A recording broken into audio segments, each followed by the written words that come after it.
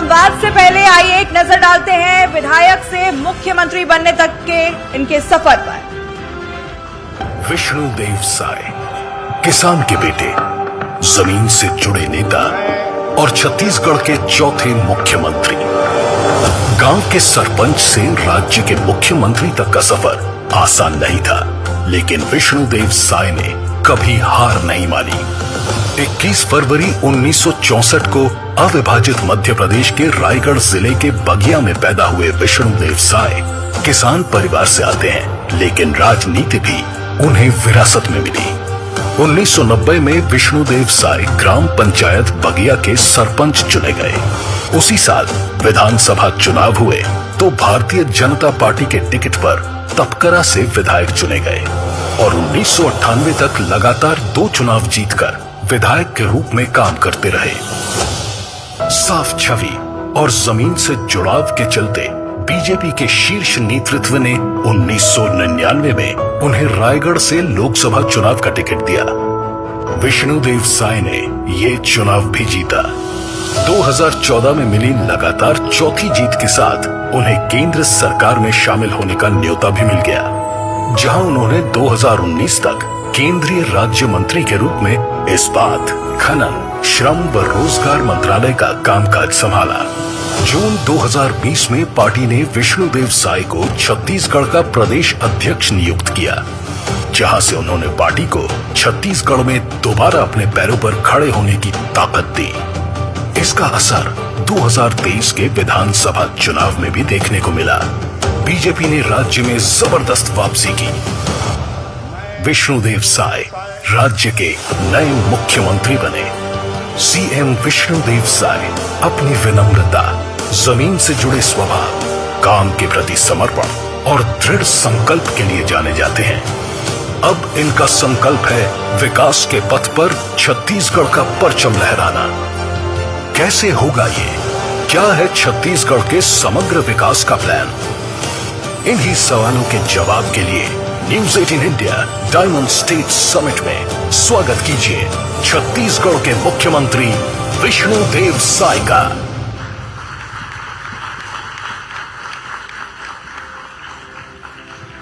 छत्तीसगढ़ के मुख्यमंत्री विष्णुदेव साय जी, news 18 India के डायमंड स्टेट समिट छत्तीसगढ़ में आपका बहुत बहुत स्वागत है। जी धन्यवाद। 3 बार विधानसभा, 4 बार लोकसभा, केंद्र में राज्य मंत्री, स्टेट के अब आप मुख्यमंत्री, प्रदेश अध्यक्ष भी आप रहे हैं। और नहीं सही वो, अब की बार बदलेगो, आपने इस बार ये नारा भी लगाया था। तो क्या सोचकर आप आए कि क्या बदलेंगे, क्या बदला, क्या और बदलना चाहेंगे? देखिए, एक तो छत्तीसगढ़ राज्य का निर्माण हम लोगों ने किया। जन जन के नेता श्रद्धेय अटल बिहारी वाजपेयी जी जब प्रधानमंत्री बने देश की जनता के आशीर्वाद से, तो 1 नवंबर 2000 को छत्तीसगढ़ राज्य का निर्माण किया और ये सोचकर कि छत्तीसगढ़ का सर्वांगीण विकास होगा। और छत्तीसगढ़ राज्य के निर्माण के बाद शुरुआती का 3 साल बहुमत के आधार पर कांग्रेस की सरकार बनी, लेकिन जब पहला विधानसभा का चुनाव आया तो छत्तीसगढ़ की जनता ने भारतीय जनता पार्टी को आशीर्वाद दिया, भारतीय जनता पार्टी को जनादेश दिया। पहली बार हम लोग सरकार बनाए और डॉक्टर रमन सिंह जी मुख्यमंत्री बने। तो श्रद्धेय अटल बिहारी वाजपेयी जी के सपनों को पूरा करने का काम डॉक्टर रमन सिंह जी ने प्रारंभ किया। सबसे पहले तो बड़ी समस्या थी, यहाँ पर गरीबी थी, भूखमरी थी, लोग यहाँ पर भूख से मर भी जाते थे, बच्चे उपवास होते थे। लेकिन भारतीय जनता पार्टी की सरकार और तत्कालीन मुख्यमंत्री डॉक्टर रमन सिंह जी ऐसी पीडीएस की व्यवस्था यहाँ पर चालू किए जिसके कारण वो पूरे देश में चाउर वाले बाबा के नाम से विख्यात भी हुए। और जिन गरीब लोगों को भूखमरी के कारण कोदो कुटकी महुआ खाना पड़ता था, आज वो भूखमरी छत्तीसगढ़ में है नहीं। और 15 वर्षों में भारतीय जनता पार्टी की सरकार में छत्तीसगढ़ का चहुमुखी विकास हुआ, जो एक पिछड़ा हुआ और गरीब प्रदेश के रूप में जो ये जाना जाता था, उसको वहां से उठाने का काम भारतीय जनता पार्टी के सरकार ने, तत्कालीन मुख्यमंत्री जी ने किया है। और छत्तीसगढ़ में मैं कह सकता हूं कि जो भी विकास हुआ है हर क्षेत्र में, सड़क, बिजली, पानी, चिकित्सा, आज शिक्षण के क्षेत्र में जितनी संस्थाएं आई हैं, ये सब हम लोग के 15 वर्ष के कार्यकाल में आए हैं।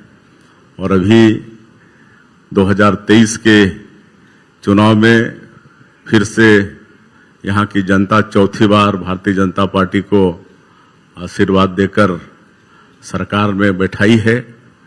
तो सबसे बड़ा चैलेंज तो हम लोगों के पास था कि सरकार के प्रति जो एक जनता का अविश्वास था, उस विश्वास को हासिल करना। और हम समझते हैं कि इन 7 महीना के कार्यकाल में वो विश्वास हम लोगों ने हासिल किया है। और मोदी की गारंटी जिस पर हम लोगों को यहाँ का जनादेश मिला है, सरकार में बैठे हैं, 7 महीने में ही मोदी की गारंटी का बहुत सारा काम, प्रधानमंत्री आवास, हमारे किसानों का धान 21 क्विंटल प्रति एकड़ खरीदना, 3100 रुपया प्रति क्विंटल धान का कीमत देना, 70 लाख से ज्यादा माता बहनों को महतारी बंधन योजना में प्रति महीना 1000 उनके खाते में भेजना, रामलला दर्शन योजना का शुभारंभ करना, पीएससी जैसे घोटाले को सीबीआई को सौंपना, ये सब काम मात्र 6-7 महीने के कार्यकाल में हमारी सरकार ने किया है। और एक सरकार के प्रति छत्तीसगढ़ की जनता का विश्वास लौटा है, विश्वास बढ़ा है। विष्णुदेव जी, आपकी बड़ी विशिष्ट उपलब्धि है। छत्तीसगढ़ के आप पहले आदिवासी मुख्यमंत्री हैं। आप बहुत समय पहले से जो ओरिजिनल जो यहाँ के वासी हैं, आदिवासी, आपकी लेकिन दौड़ बड़ी लंबी रही है। पिछले 50 साल से आपकी दौड़ और कश्मकश आपकी जा रही है। आप 10 साल के थे, आपके पिताजी गुजर गए, आपके 2 छोटे भाई थे, आपको उनकी भी देखरेख करनी थी, 4th कक्षा में आप पढ़ते थे। उसके बाद 35 साल का आपका राजनीतिक जीवन रहा, कई उतार चढ़ाव आपने देखे। और लेकिन अब जब आप आदिवासियों को देखते हैं, यहाँ पर 34% आपकी राज्य की आबादी जो है वो आदिवासी है, लगभग आप अब 60 साल के हो रहे हैं। आप कैसे देखते हैं कि क्या तरक्की आपने पिछले कई सालों में देखी? आपको लगता है कि वो धीरे हुई और अब उसको तेजी से रफ्तार कैसे दे पाएंगे? अब आपने कुछ बातें अभी बताई, लेकिन अगर हम सिर्फ आदिवासी समुदाय की अगर हम बात करें, उनको किस तरीके से रफ्तार दे पाएंगे आप? देखिए, छत्तीसगढ़ में आदिवासी पॉपुलेशन 32% है और मैं भी एक आदिवासी परिवार से हूं। और 10 साल हमारी उम्र थी तभी हमारे सर से पिताजी का साया उठ गया था। और चूंकि परिवार में मैं सबसे बड़ा भाई था, मेरे पीछे 3 और भाई थे, माताजी थी, तो हम तो यही सोचते थे कि हम खेती बाड़ी करेंगे, भाइयों को पढ़ाएंगे लिखाएंगे, उनको नौकरी दिलाएंगे और माताजी का भी सेवा करेंगे और भाइयों को भी सक्षम बनाएंगे। और पढ़ाई पूरी करके हमने भारतीय जनता पार्टी ज्वाइन की और भारतीय जनता पार्टी ने जो भी दायित्व दिया उसको पूरी ईमानदारी और निष्ठा के साथ करते गया। और हम कभी सोचे नहीं थे, हम तो मुख्यमंत्री की बात आप कहते हैं, हम सरपंच भी बनने की नहीं सोचे थे कि हम कभी जीवन में सरपंच भी बनेंगे। लेकिन ये जनता का आशीर्वाद और भारतीय जनता पार्टी के शीर्ष नेताओं का विश्वास कि हमने जो निष्ठापूर्वक पार्टी के लिए काम किया उस पर विश्वास करके पार्टी हमको आगे बढ़ाते गई। हम एक पंच से अपनी राजनीतिक यात्रा शुरू किए। 5 साल पंच रहने के बाद सरपंच बने और निर्विरोध सरपंच थे। 6 महीना हुआ था और विधानसभा का चुनाव आ गया। भारतीय जनता पार्टी ने मुझे भारतीय जनता पार्टी विधायक का प्रत्याशी बनाया और अच्छे से पहला ही चुनाव हम जीते विधायक का, जनता ने हमें जिताया। उसके बाद लगातार आगे बढ़ते गए, कभी पीछे मुड़ के देखे नहीं और जनता के आशीर्वाद से और हमारे शीर्ष नेताओं के विश्वास से 3 बार विधायक, 4 बार सांसद, 3 बार प्रदेश अध्यक्ष का दायित्व और मोदी जी जब 2014 से लेकर 2019 तक प्रधानमंत्री बने तो उनके शासन के प्रथम कार्यकाल में राज्य मंत्री के रूप में मुझे काम करने का अवसर मिला और जब 2023 का विधानसभा चुनाव आया तो भारतीय जनता पार्टी फिर कुनकुरी विधानसभा से हमको अपना प्रत्याशी बनाया, चुनाव जीते और आज हमारा सौभाग्य है, हमारे पार्टी के शीर्षस्थ लोगों का विश्वास है और जनता का आशीर्वाद है कि आज मुख्यमंत्री के दायित्व पर हैं। सरपंच के बारे में आपने सोचा नहीं था, मुख्यमंत्री आप बन गए, कभी आपने कुछ मांगा नहीं, बहुत कुछ आपको मिला। 2000 में वाजपेयी जी ने छत्तीसगढ़ बनाया, 24 साल हो चुके हैं अब इसको। छत्तीसगढ़ की अगर इस वक्त हम अर्थव्यवस्था देखें तो लगभग 5 लाख करोड़ के करीब है। अब आपने ये एक अपने लिए चुनौती ले ली है कि अगले 4 साल में हमने इसको 10 लाख करोड़ पे ले जाना है, इसको, इस अर्थव्यवस्था को। अब जब आप उसको देखते हैं 5 लाख से 10 लाख करोड़, तो किस तरीके से आप देखते हैं कि कौन से वो खास आपके फोकस एरियाज रहेंगे जिनके ऊपर आपकी खास नजर रहेगी जिससे ये जल्दी जल्दी हो सकेगा? देखिए, मैंने पहले ही कहा है कि छत्तीसगढ़ एक पिछड़ा हुआ राज्य था और आज छत्तीसगढ़ को 24 साल हो गए और इसमें ज्यादा समय तक भारतीय जनता पार्टी की सरकार रही है। तो आज छत्तीसगढ़ का जो भी विकास हुआ है ये भारतीय जनता पार्टी की सरकार में हुआ है, जिसका जिक्र मैं कर चुका हूं। यहाँ पर भूखमरी होती थी, यहाँ पर रोड नहीं होते थे, पीने की पानी की समस्या थी, लेकिन आज पिछले 15 वर्षों में जो भी यहाँ विकास हुआ है, सड़क, बिजली, पानी, ये सब हमारी सरकार ने किया है। और भारत सरकार में भी जब जब भारतीय जनता पार्टी सरकार में रही है, श्रद्धेय अटल बिहारी वाजपेयी जी प्रधानमंत्री रहे, अभी 10 वर्षों से श्री नरेंद्र मोदी जी प्रधानमंत्री हैं, तो उनकी अनेक कल्याणकारी योजनाओं के माध्यम से छत्तीसगढ़ का विकास हुआ है। आज अगर घर घर में बिजली पहुंची है तो ये भी नरेंद्र मोदी जी का सौभाग्य योजना है। हर घर बिजली योजना है। आज घर घर में अगर नल के द्वारा पानी पहुंचा रहे हैं, ये भी मोदी जी का जल जीवन मिशन और शहरी क्षेत्रों में अमृत मिशन, इसका योगदान है। आज अगर हमारी माता और बहनों को धुआं से मुक्ति दिलाने के लिए प्रधानमंत्री उज्ज्वला योजना में गैस का सिलेंडर देने का काम इस देश में किसी ने किया है, तो ये भी भारतीय जनता पार्टी की सरकार ने किया है। यहाँ गरीब लोगों को सबके सिर में पक्का का छत हो, इसके लिए प्रधानमंत्री आवास की व्यवस्था भी हमारी सरकार ने किया है।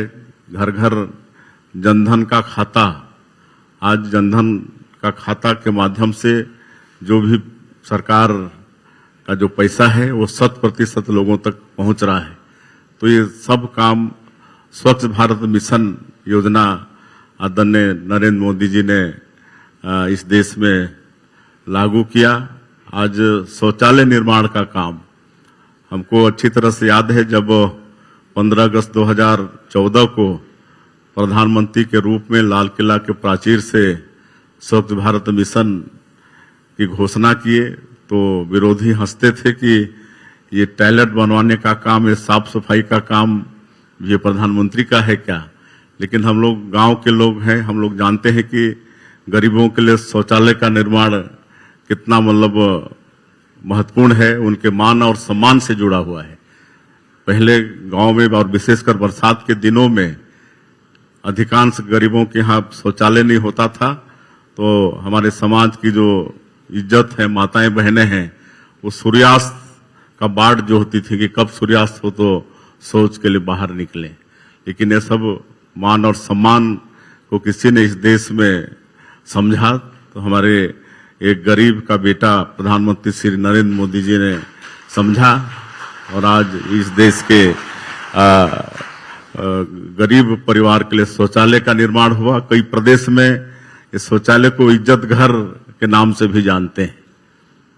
तो इस तरह से गरीबों के लिए काम किया। और मुझे अच्छी तरह से याद है जब 2014 में प्रधानमंत्री के रूप में पहले दिन वो पार्लियामेंट में प्रवेश किए, तो सबसे पहले तो पार्लियामेंट को झुककर उन्होंने प्रणाम किया और पहले ही अपने उद्बोधन में उन्होंने कहा था कि मेरी ये सरकार गरीबों के लिए समर्पित सरकार रहेगी। और उनका पहला 5 साल गरीबों के लिए ही समर्पित रहा। गरीबों के लिए शौचालय का निर्माण, गरीबों के लिए जनधन खाता, गरीबों के लिए गैस का सिलेंडर देने का काम, इस सारा काम गरीबों से जुड़ा हुआ उन्होंने पहले 5 साल में किया। 2000 में राज्य बना, राज्य हमने बनाया, बीजेपी का ये कहना है, संवारेंगे भी हम ही इसको, इस राज्य को। कांग्रेस की सरकारें भी रही पहले, बीजेपी की सरकारें भी रही यहां पर। एक बात अभी जो विपक्ष कहता है कि दाएं बाएं, आपके नाम का वो थोड़ा सा व्यंग्य की तरीके से लेकर दाएं बाएं साएं साएं करके उन्होंने ये कहा कि कोई काम नहीं हो रहा, दाएं बाएं साएं साएं वाली बात उन्होंने की। लेकिन आपने उसी को घुमाकर ये कहा कि यहां पर काम साएं साएं हो रहा है, मतलब तेजी से, रफ्तार से काम हो रहा है।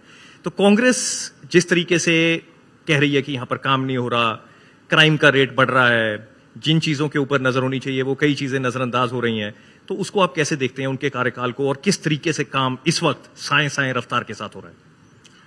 देखिए, 2018 के विधानसभा चुनाव में छत्तीसगढ़ की जनता इनके लोक लुभावन घोषणा पत्र में विश्वास करके बहुत बड़ा जनादेश कांग्रेस पार्टी को दिया था। एक तरफा जनादेश मिला था। 15 साल में हमारी सरकार छत्तीसगढ़ का सर्वांगीण विकास की थी, उसके बाद भी हम लोग 15 सीट में आ गए थे। लेकिन कांग्रेस जनादेश को संभाल नहीं पाई। जो विश्वास छत्तीसगढ़ की जनता ने किया था, उस विश्वास को कायम रख नहीं पाई। लगातार जनता को धोखा देने का काम कांग्रेस पार्टी की सरकार ने किया। 36 वादे थे, 36 वादे में एक भी वादा उनका 5 साल में पूरा नहीं हुआ। और मैं अनेकों बार उनको चैलेंज किया प्रदेश अध्यक्ष के नाते कि भूपेश बघेल जी बताएं, अगर 36 में एक भी वादा अगर 100% पूरा किए हो तो हम राजनीति छोड़ देंगे, राजनीति से संन्यास ले लेंगे। लेकिन उनकी कभी हिम्मत नहीं हुई, कहे कि उन्होंने 36 में से एक भी वादा 5 साल में पूरा नहीं किया था। और इसका खामियाजा उनको अगले 2023 के विधानसभा के चुनाव में भुगतना पड़ा। विश्वास तो खोए ही खोए, लेकिन पूरे छत्तीसगढ़ को करप्शन में धकेल दिया। आज यहाँ क्या क्या घोटाले नहीं हुए, शराब घोटाला हुआ, कोयला घोटाला हुआ, रेत घोटाला हुआ, आपका जंगल घोटाला हुआ। आज कितने इनके लोग घोटालों में उनके ऊपर FIR हुआ है और लंबे समय से जेल की सलाखों के अंदर में इनके लोग, इनके नेता, इनके उस समय के अधिकारी जो इनको सहयोग किया, आज 1.5 साल, 1-1 साल से जेल के अंदर में है, उनको जमानत नहीं मिल रहा है। तो ये सब इनके भ्रष्टाचार का ये परिणाम है।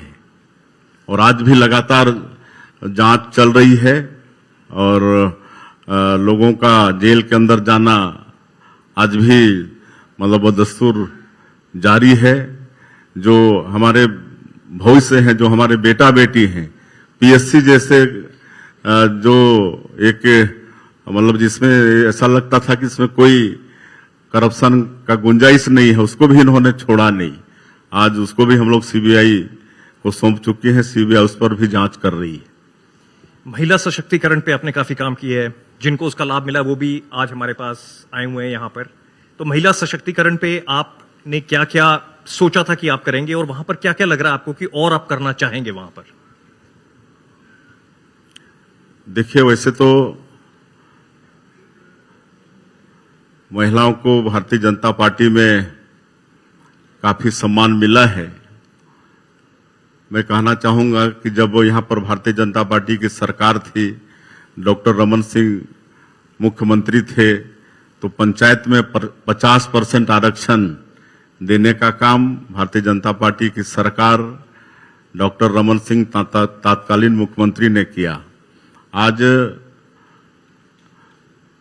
केंद्र में भी अगर विधानसभा और लोकसभा में 33% आरक्षण देने की बात हुई है, ये संसद में बिल भी पास हो गया है, तो ये भी भारतीय जनता पार्टी की सरकार ने किया है। आज हेल्थ सेल्फ ग्रुप के माध्यम से महिलाओं को आगे लाने का काम ये भी हमारी सरकार ने किया है। आज उनको आर्थिक रूप से सशक्त करने के लिए उनको कई योजनाओं के माध्यम से रोजगार से जोड़ने का काम हमारी सरकार ने किया है। और महतारी बंधन योजना में 70 लाख से ज्यादा विवाहित माता बहनों को हम लोग प्रति महीना 1000 रुपया उनके खाते में दे रहे हैं। 5 महीना दे चुके हैं, कल फिर अगला किस्त 6वां किस्त जाने वाला है। और आज अधिकांश लोग यहाँ गरीब हैं, गांव में रहते हैं, और उनके लिए मैं समझता हूं कि 1000 रुपया का आर्थिक सहयोग प्रति महीना ये बहुत बड़ी बात है। आर्थिक सशक्तिकरण इसमें महिलाओं का बहुत हो रहा है। विष्णुदेव जी, कई दफा जब आप किसी एक राज्य में रह रहे होते हैं तो आपको लगता है कि यहां पर कई कमियां, क्योंकि आपको शायद दूसरे राज्यों का पता नहीं होता। तो डायमंड स्टेट समिट में भी हमारी यही कोशिश है कि हम अलग अलग राज्यों में जाकर पता करने की कोशिश करें कि वहां क्या हो रहा है, वहां पर क्या ऐसी उपलब्धियां हैं जो कई और जगहों पे लोग तरस रहे हो जिन चीजों के लिए। जैसे छत्तीसगढ़ में आपके पास बिजली बहुत उत्पादन होता है, यहां पर जबरदस्त बिजली का उत्पादन होता है, पावर सरप्लस स्टेट है ये। कई स्टेट्स में इंडिया में बिजली की बहुत कमी है और बिजली को लेकर हमेशा ही वहां पर कोई ना कोई दिक्कत वहां बनी रहती है। 24 घंटे का सप्लाई कई जगहों पर छत्तीसगढ़ में मिलता है।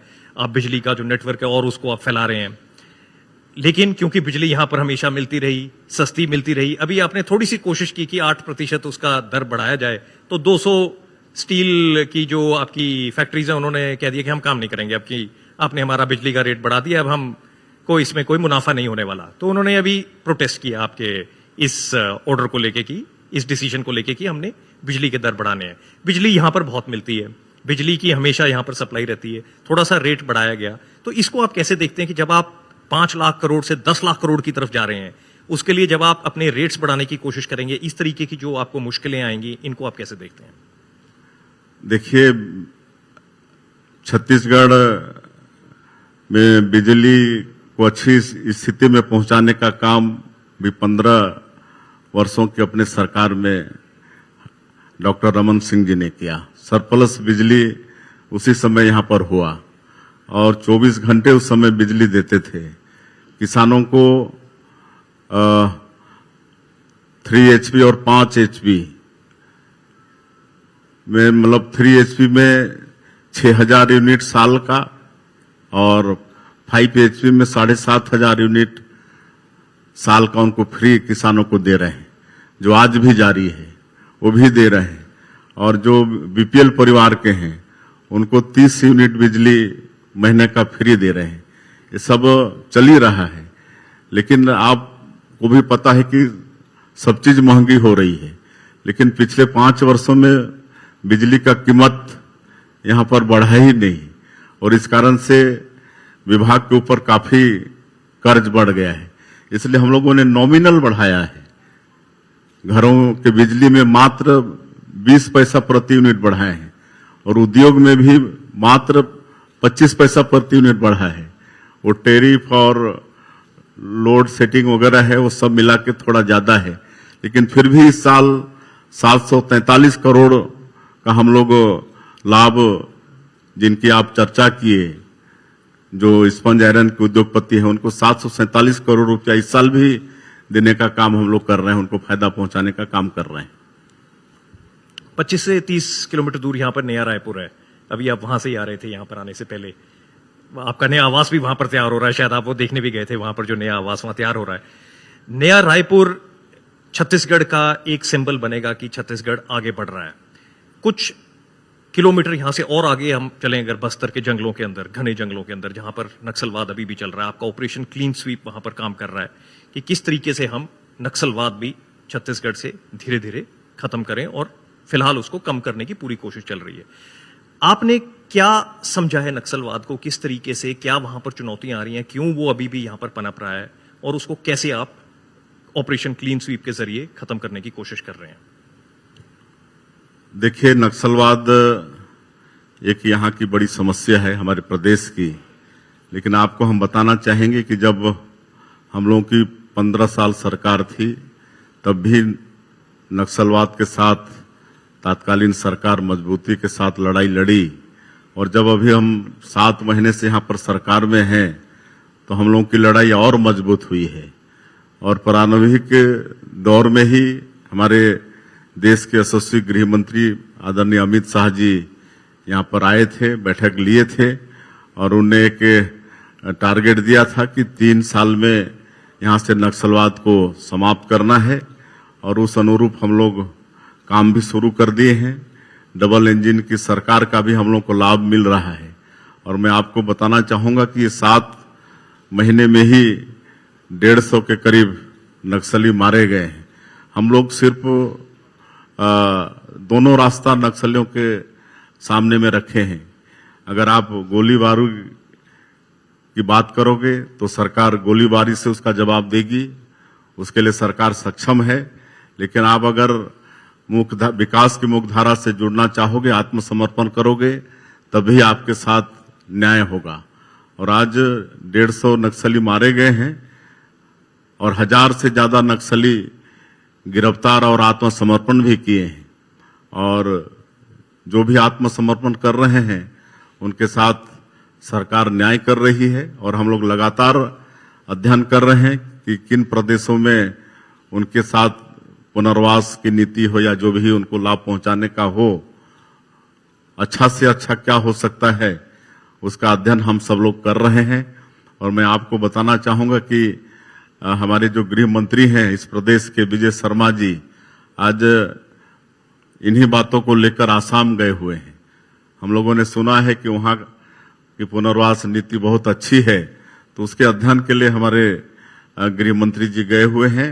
और जो भी नक्सली विकास की मुख्यधारा से जुड़ना चाहेंगे उनके साथ सरकार बहुत अच्छे से पेश आएगी, और जितना उनका अच्छा से अच्छा कर सकते हैं वो हम लोग करेंगे। और मजबूती के साथ हमारी सरकार नक्सलवाद के साथ लड़ रही है, और मुझे ये संदेह नहीं है कि अब ये धीरे धीरे सिकुड़ते जा रहा है।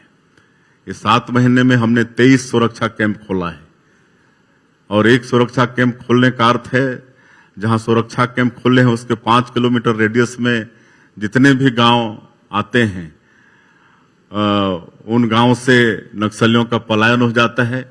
वहां पर पूरी तरह से सरकार की जो योजना है उसको पहुंचाने का काम हम लोग कर रहे हैं।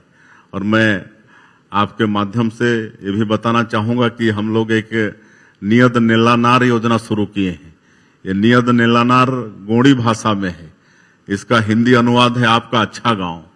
तो ऐसे 23 कैंप के अंतर्गत 91 गांव शामिल हैं, और इन 91 गांवों में पिछले 7 महीने में सरकार के करीब 17 विभाग उसमें इन्वॉल्व हैं, और करीब 52 या 58 व्यक्तिमूलक योजना और करीब 18 सार्वजनिक योजना, इसको प्राथमिकता के साथ वहां पहुंचाने का काम हमारी सरकार कर रही है।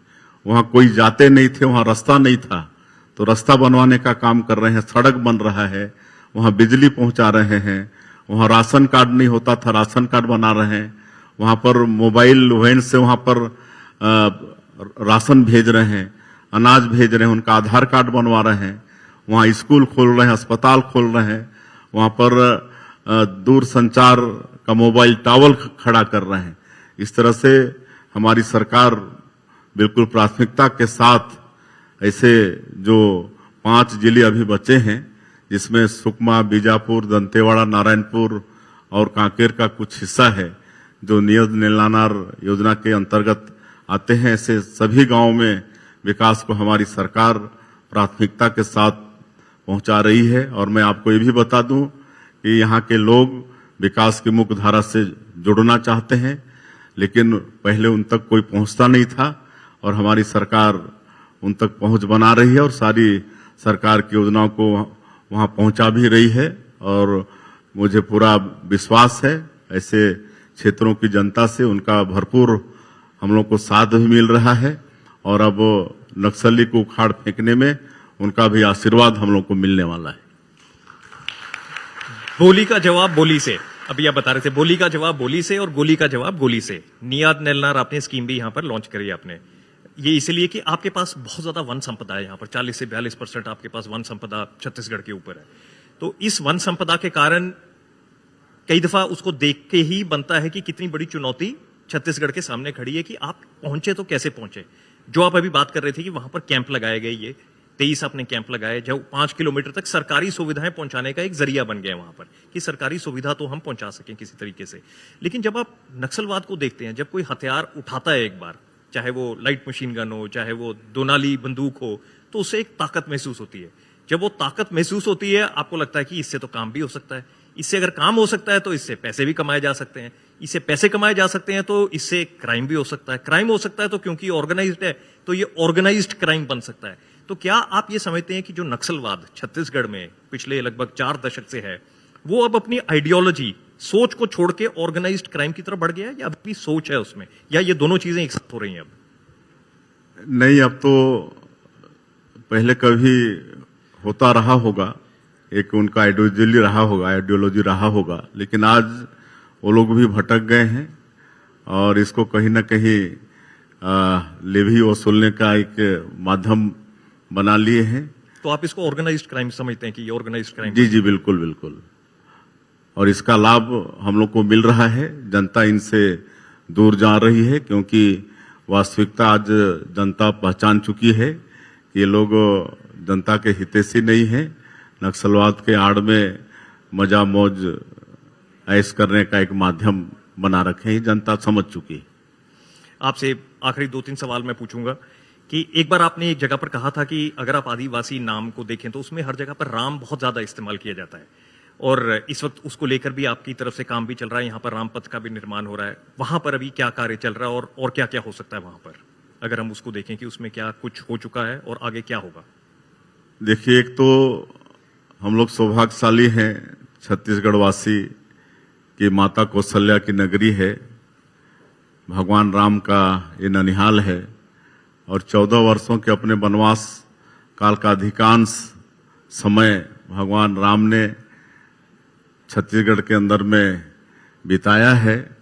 और यहाँ अनेकों उनसे जुड़े हुए उनके पद चिन्ह हैं।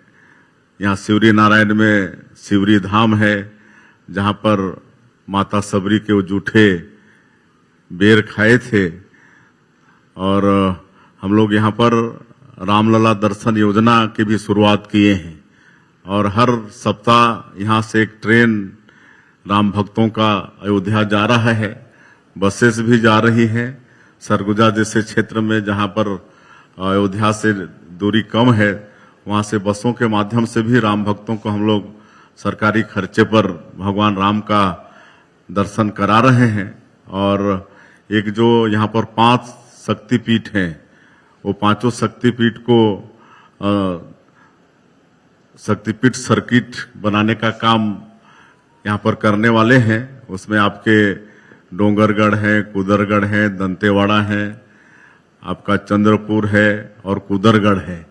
तो ये 5 जो शक्तिपीठ हैं, इनको जोड़ने का काम करने वाले हैं, और जो राम वनगमन पथ है उसका भी विकास करने वाले हैं। तो इस तरह से हम लोग कोई कोर कसर नहीं छोड़ेंगे, क्योंकि ये छत्तीसगढ़ भगवान राम का ननिहाल है। विष्णुदेव जी, आपसे कई सारे सवाल पूछने थे। आपसे ये भी पूछना था कि आप जन औषधियों में, और जो क्योंकि आप आदिवासी समुदाय से जुड़े हुए हैं, कई औषधियों में आपकी रुचि रही है कि वहां पर किस तरीके की औषधियां भी वहां पर उपलब्ध हैं, उसके बारे में फिर कभी हम आपसे बात करेंगे। लेकिन क्योंकि समय अब खत्म हो रहा है हमारा, तो एक बार जाते जाते आपसे ये जरूर पूछना चाहेंगे कि जो 2047 का जो आपका एक विजन है छत्तीसगढ़ के लिए, और उस विजन को जब आप देखते हैं आगे, तो आप उस विजन के नजरिए से हमें क्या दिखा सकते हैं कि हम आने वाला क्या छत्तीसगढ़ देखेंगे?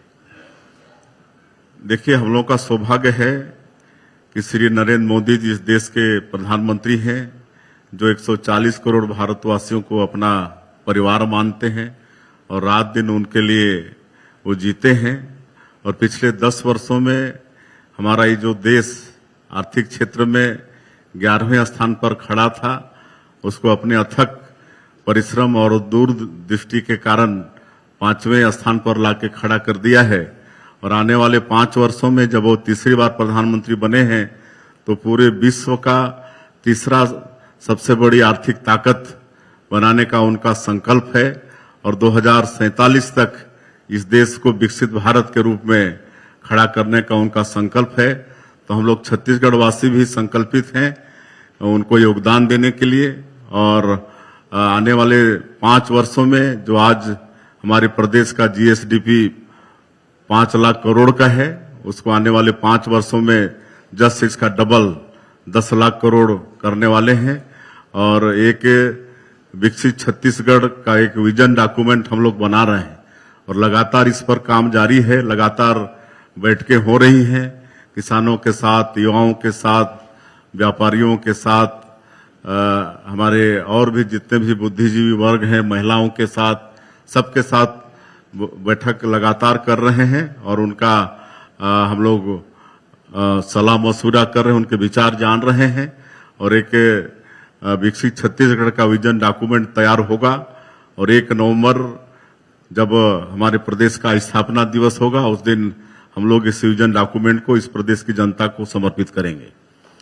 विष्णुदेव साय जी, डायमंड स्टेट समिट में हमारे साथ जुड़ने के लिए बहुत बहुत धन्यवाद। न्यूज 18 इंडिया पे आपसे जल्द फिर मुलाकात करेंगे। न्यूज 18 परिवार को हमारे तरफ से भी बहुत धन्यवाद, ये डायमंड स्टेट समिट करने के लिए, जिसके माध्यम से आज आप सब लोगों के समक्ष हमें उपस्थित होने का अवसर मिला। बहुत बहुत धन्यवाद जी, बहुत बहुत धन्यवाद। मुख्यमंत्री जी, आपसे आग्रह है कि आप मंच पर कृपया बने रहें। मैं अनुरोध करूंगी न्यूज 18 इंडिया और हिंदी डिजिटल के मैनेजिंग एडिटर ज्योति कमल जी, आप मुख्यमंत्री जी को धन्यवाद दें।